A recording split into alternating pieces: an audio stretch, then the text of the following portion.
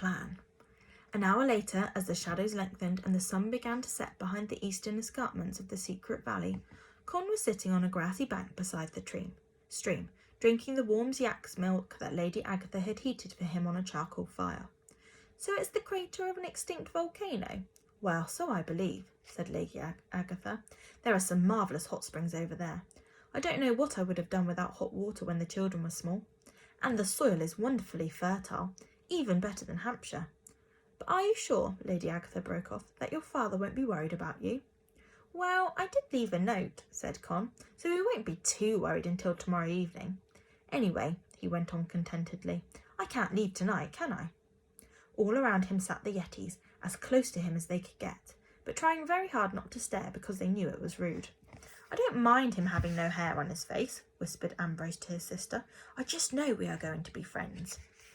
"He's very thin," murmured Lucy worriedly. "Shall I go and say sorry to some grass for him?" "Now run along, all of you," said Lady Agatha when Con had finished drinking.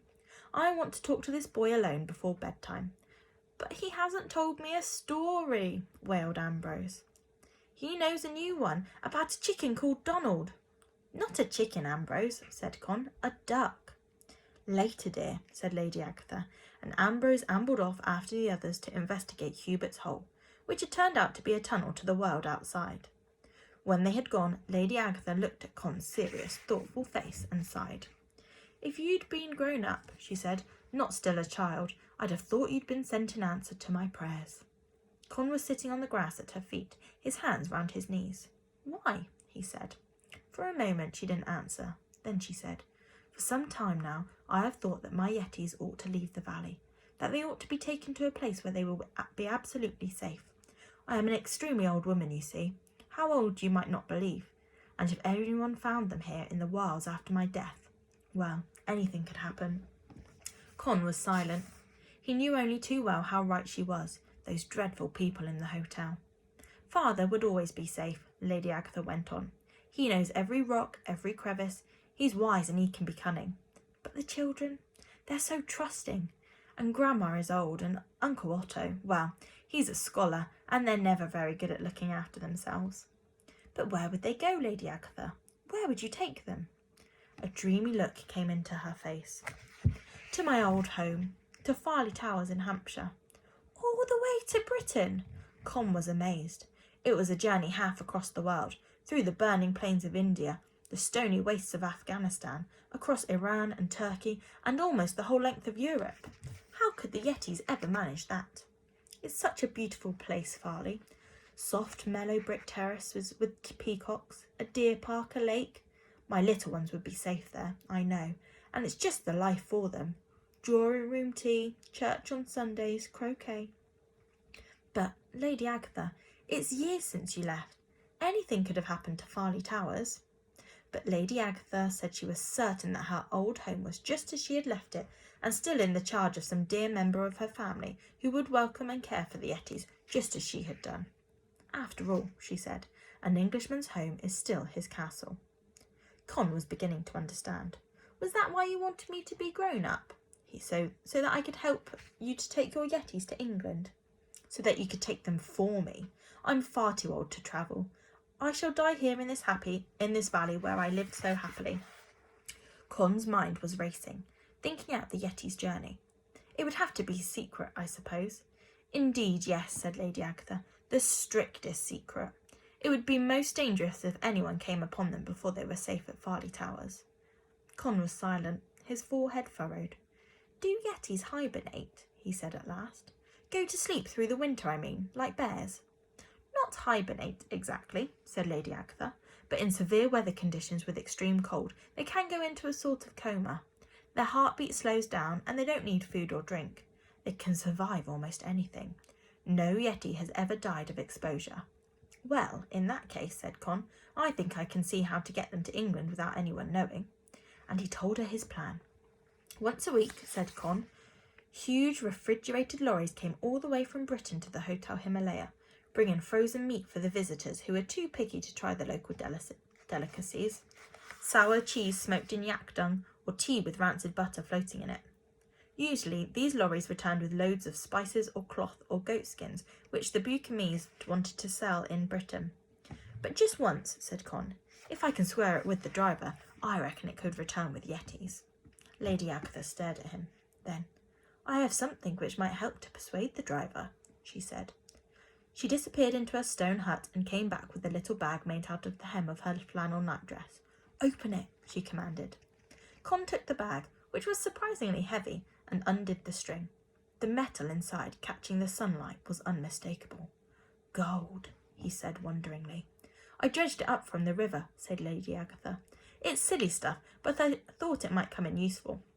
I need hardly tell you that no one must ever know where it came from. She closed the bag and sat down again on her tussock. There's one thing you've forgotten, she said. Where would you hide the Yetis till the lorry came? Con grinned. In the last place that anyone would look for them. In the bridal suite of the hotel. It's a terribly grand set of rooms on the top floor, quite cut off from the rest of the hotel, with its own lift and everything. The Prince of Petalsdorf booked in this week for his honeymoon, but he's cancelled. My sister knows where the keys are. She'd help me smuggle them in. Lady Agatha was silent. It's quite impossible, of course, quite out of the question, that I can let a child as young as you take on the responsibility of such a journey. But Con wasn't so easily beaten. How old were you when you came to the valley? He asked innocently. Lady Agatha blushed. Older than you? There was a pause. Well, not much older. Oh dear, I don't know what to say. Then say yes, begged Con. This time the pause seemed endless. All right, said Lady Agatha at last. You can take my Yetis for me. I'll say it. Yes. Over breakfast the next day, Lady Agatha broke the news to the Yetis, and they spent the rest of the morning crying. When Yetis cry, just as when they smile, they do not hold back. They do not sniffle or hiccup or gulp. They weep rivers. Now they cried so hard that their fur became all dark and wet, so that they looked more like huge walruses or seals than abominable snowmen. They cried because they were leaving Lady Agatha, whom they loved so dearly, and the beautiful valley of Namvidar where they had lived all their lives. They cried because they were leaving the trees and the birds and the flowers, and they cried because the yaks would be sad without them. I will be able to take Hubert, Ambrose asked anxiously. Now, Ambrose, said Lady Agatha gently, I've told you time and time again that this is going to be a difficult and dangerous journey. How do you think Con can take a yak, especially a yak that doesn't even know its own mother? So that, of course, started Ambrose off again. But when they had cried so much that there was hardly a tear left in any of them, the Yetis secretly began to get rather excited about their journey. Tell us again about Farley Towers, Ambrose begged. And Lady Agatha closed her eyes, and in a dreamy voice she told them about the great vine that grew on the south wall, about the yew trees clipped into the most beautiful shapes, about the peaceful library with over 5,000 books bound in rich, dark leather, and the carved four-poster bed in which Queen Elizabeth had slept, and in which Ambrose might be allowed to sleep too, if only he was a good Yeti and stopped crying. While the Yetis went up and down the valley, saying, Goodbye, juniper bush, goodbye, bird's nest, goodbye, beetles, Lady Agatha told Con some of the things she thought he ought to know, like what to do when Grandma's knees went under her, and about Clarence not having a brain, and about Lucy sleepwalking. She told him that Uncle Otto liked having something rubbed into his bald patch once a day. Anything will do, she said, it's just to show you care. And that Ambrose, although he looked abominable, definitely was not. Quite the opposite. Above all, she warned Con to be very careful because the Yetis, though the gentlest of creatures, did not always know their own strength and could easily break someone's arm whilst just shaking hands with them.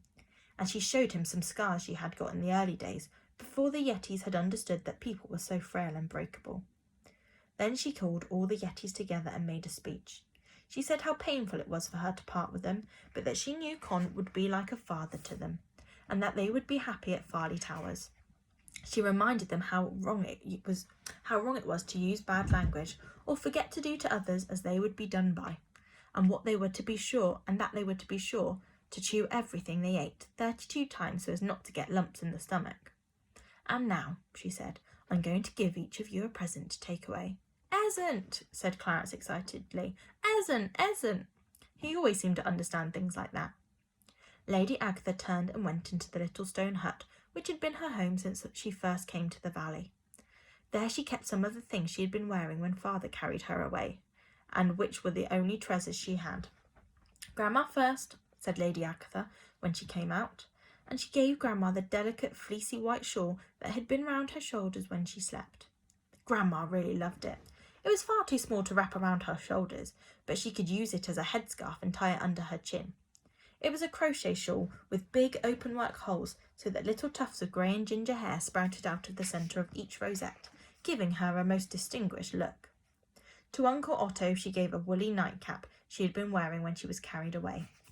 With a couple of hairpins, she fastened it with her own hands over Otto's bald patch, a most tactful present, because even if the bald patch did grow bigger, no one now would ever know. For Lucy, Lady Agatha had kept a golden locket with a picture of Queen Victoria and all her 9 children on it.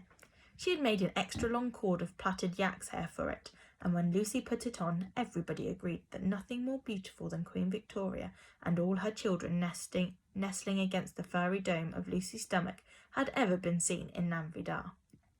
Clarence got the brass compass which had been in the pocket of the Earl's jacket.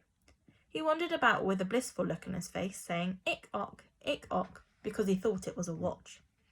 And from then on, whenever someone wanted to know the time, he always studied his compass with an important look on his face. For Father, Lady Agatha had kept the Earl's cigar case.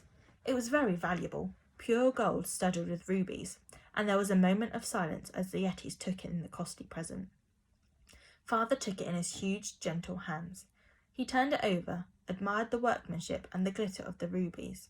Then he handed it back to Lady Agatha.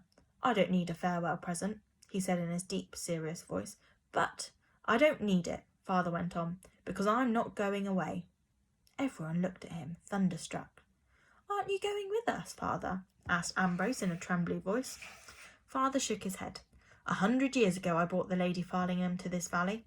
She cared for my children, she gave us speech, she taught us everything she knew. If I left her now to die alone, I should bring shame forever to the name of the Yeti."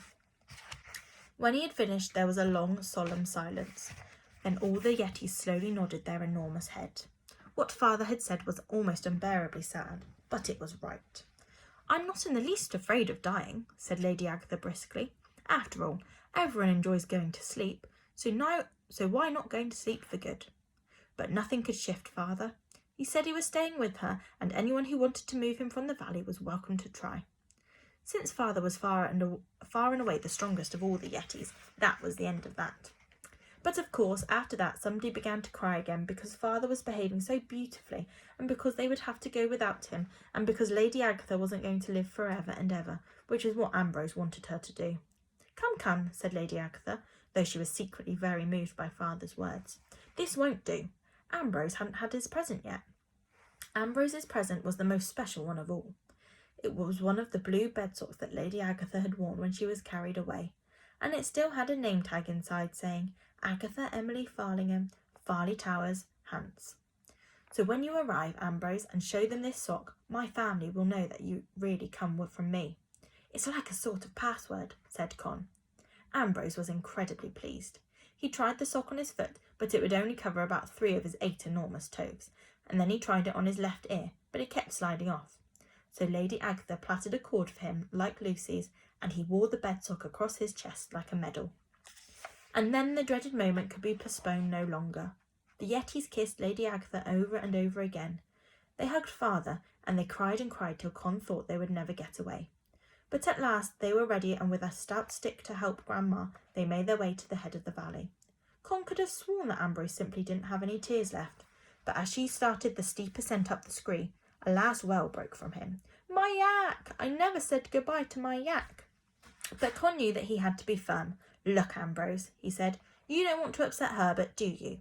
You know how sensitive he is." "He'll think I don't love him," said Ambrose, and his brown eye, which felt things more than his blue one, began to fill up. But here the other Yetis came to Con's rescue. "Now, Ambrose," said Grandma firmly, "you know that animal hasn't had a thought in his head since the day he was born. And maybe when you're safe at Farley Towers you can send for him," said Con. "Really?" said Ambrose. "Really," said Con. There was no more to say. They had come to the foot of the towering cliff that had protected the secret valley for thousands of years. Otto picked up Con tucked him under his arm and began swamping up the unclimbable rock face like an enormous hairy spider. And then, one by one, the Yetis filled in behind him and left forever the lovely valley of Namvidar.